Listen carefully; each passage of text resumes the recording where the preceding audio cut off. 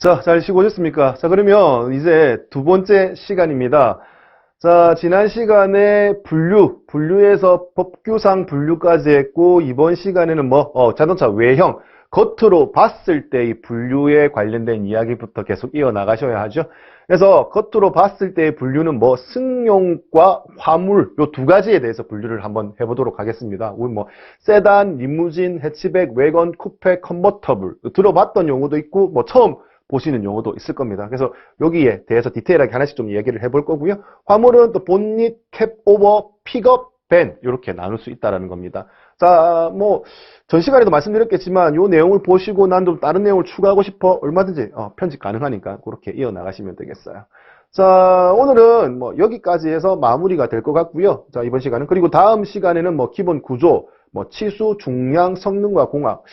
여기 할 얘기가 좀 많은데 오늘 조금 더 나갈 수도 있겠어요. 그래서 일단은 요 범주에서 진도가 나간다. 그리고 학습하고 나서 또 다시 들어와가지고 복습 좀 다시 해보면서 시간을 마무리하도록 하죠. 자, 그러면은 이제 외형에 의한 분류부터 이야기를 해보죠. 자, 외형에 의한 분류에서 자동차는 크게 승용차죠. 승용차를 분류하는데 제일 처음에 나오는 내용이 세단입니다. 그러니까 우리 뭘 세단이라고 이야기를 할까? 세단 이야기는 많이 들어봤겠지만 정확하게 정의가 어떻게 되는지는 아직 안 들어봤다는 거죠. 그래서 세단은요, 엔진룸이죠. 엔진이 들어간 공간이죠. 요 공간. 그리고 승객이 타는 공간, 캐빈룸이라고도 얘기를 합니다. 자, 승객이 타는 공간, 그리고 짐을 실는 공간, 트렁크룸. 이렇게 세 가지 공간이 명확하게 구분이 되어 있는 녀석이라는 거죠. 그래서 이렇게 되어 있는 것을 우리 세단이라고 표현을 하고요. 대부분 파이브 포도가 다수다라고 보시면 되겠어요. 문이 4개라는 겁니다. 자, 이 도어라는 기준이 있겠죠. 이 도어는 뭐냐면은 이 도어를 열고 승객룸, 즉 캐빈룸 안으로 들어갈 수 있어야지만 도어로 인정받을 수 있어요. 그래서 지금 보시는 세단의 그림에서는 여기 트렁크죠. 트렁크 리드라고 하는 트렁크 리드를 열고 여기로 들어갔을 때 승객룸으로 들어갈 수 있다 없다? 없는 구조로 되어 있죠. 그러면 이 트렁크에 있는 뚜껑 리드는 도어로 인정받을 수가 없는 겁니다. 그래서 얘는 몇 도어? 포도어가 된다. 이렇게 기억을 해두시면 되는 거예요. 그래서 도어의 기준이 뭔지에 대해서도 좀 봐주시면 좋을 것 같아요. 자, 그 다음에 이제 나오는 것이 리무진입니다. 자, 리무진 같은 경우는 부의 상징 이렇게 얘기할 수도 있는데, 세단을 기본 베이스로 합니다. 앞에서 얘기했던 세단을 기본 베이스로 하고 1열과 2열 요 사이 공간을 굉장히 넓혔다라고 보시면 되겠어요. 그래서 중간에 거주할 수 있는 거주의 편의성을 극대화시킨 차량이다. 이걸 우리 뭐라고 한다? 리무진이다. 이렇게 보시면 되겠어요. 그래서 운전석과 객석을 완전히 분리를 해서 객석의 편의성을 더 높인 구조가 리무진이다. 이렇게 보시면 되겠습니다. 간단하게 보고 넘어가시면 될 것 같아요. 자, 그러면 해치백입니다. 해치백의 원 뜻은 뒤가 열린다라는 뜻을 포함하고 있습니다. 그래서 이렇게 생긴 차량은 뒤가 열리죠.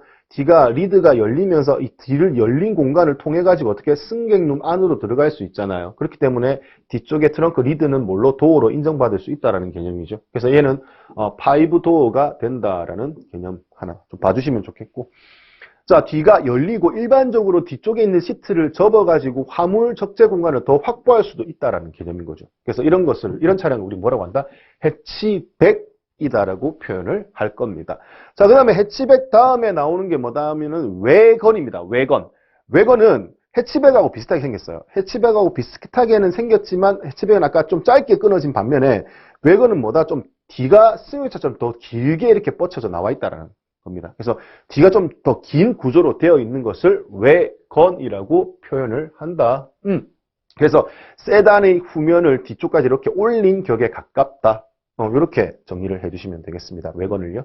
자, 그 다음에 쿠페입니다. 쿠페는 성능을 위주로 만든 차량이다. 고속 주행용으로. 그러면은 성능을 높이기 위해서 고속으로 주행을 하려면은 이 지붕이죠, 지붕. 지붕을 루프라고 하고. 루프 라인을 굉장히 어떻게 한다? 낮게 설계를 한다라는 겁니다. 그래서 낮게 설계를 하다 보니까 뒤쪽에 사람 탈 수 있는 공간이 넉넉하지가 않아요. 그래서 대부분 다 투도어가 많아요.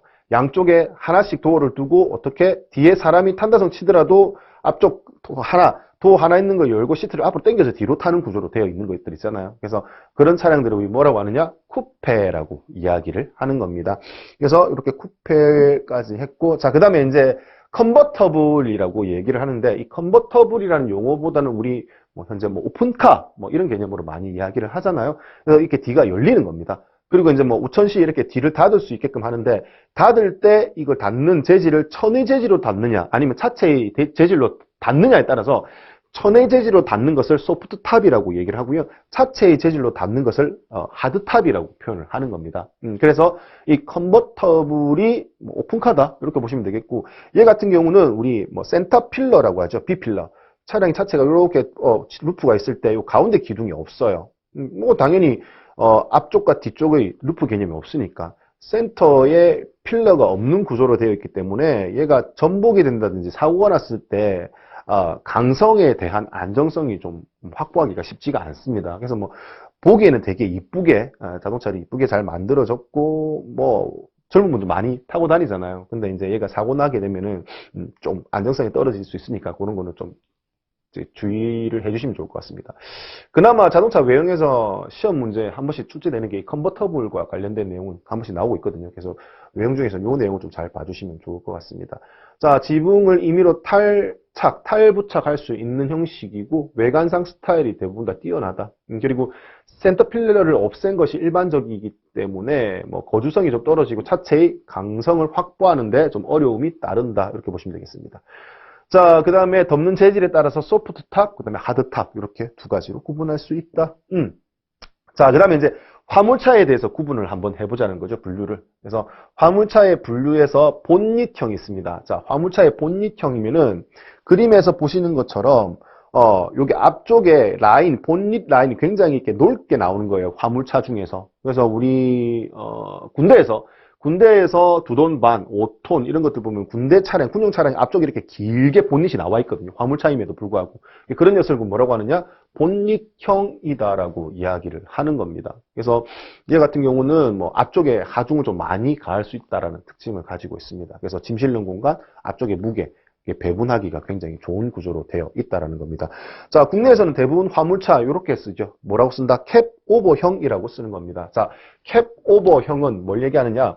운전실이 엔진룸 위에 위치합니다. 그래서 실제 이 차량의 엔진은 운전석 아래쪽에 엔진이 있다라는 개념인 거죠. 그래서 우리 대부분의 화물차를 보시게 되면 자, 요 지금 모형에서처럼 자, 이거를 뭐라고 한다? 캡오버형이라고 할 수 있다라는 거죠. 그래서 이게 이쪽에 사람이 타는 공간을 이렇게 제끼게 되면요.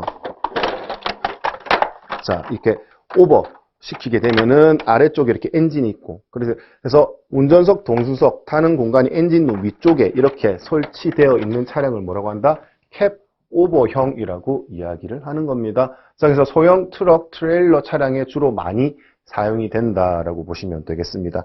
자, 그 다음에 이렇게 뒤에 적재 공간이 있는 거 있잖아요. 이렇게 열려 있는 차량, 이 화물차를 뭐라고 하느냐? 픽업형이라고 얘기를 하죠.